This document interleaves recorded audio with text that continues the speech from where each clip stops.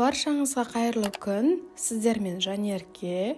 Бүгін осындай керемет наурыз көженің ең қарапайым тәсілмен және өте дәмді болып шығатын рецептімен бөліскім келеді. Видеоны соңына дейін қараңыздар. Ең алдымен етімізді пісіріп аламыз. Салқын суымызды газға қойып, бір тілім қазы қосамыз. Қазыды көп қосудың қажеті жоқ, ол жай ғана дәм береді.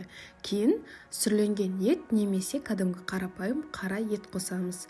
Қазанның қақпағын жауып 5-10 минуттай қайнатамыз. 5-10 минуттан кейін бізде осындай көбігі шығады. Көбігін сүзіп алып тастаймыз.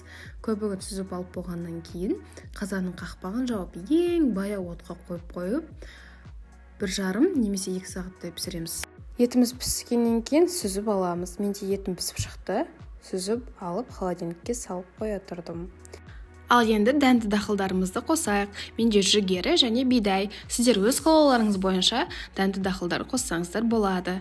Ең алдымен осыларды жақсылап жуып, ет қайнаған сорпаға қосамыз. Жүгеріні қосқаннан кейін газдың астын өте баяу отқа қойған дұрыс.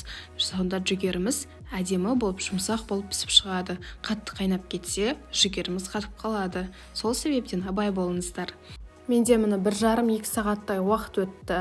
Жүгеріміз, бидайымыз пісіп шықты. Енді күріш қосамыз. Күрішті көп қайнатудың қажеті жоқ, 20 минут қайнатып алсақ болды.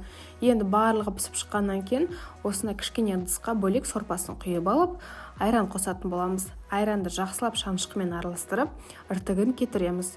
Кейін барып наурыз көжемізге қосатын боламыз. Ал енді етіміз бен қазымызды майдалап турап, бұны да наурыз көжемізге қосамыз. Менде қазы, сүрленген қазы мен сүрленген ет қостым. Сіздер өз қалауларыңыз бойынша қоссаңыздар болады.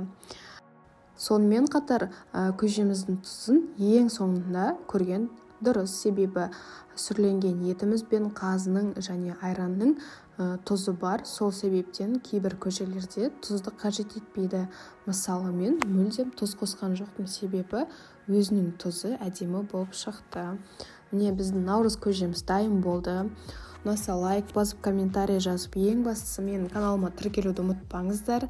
Сіздермен басқа да қызықты видеолармен бөлісемін. Видеоны соңына дейін қарағандарыңызға рахмет. Сіздермен болған Жанерке.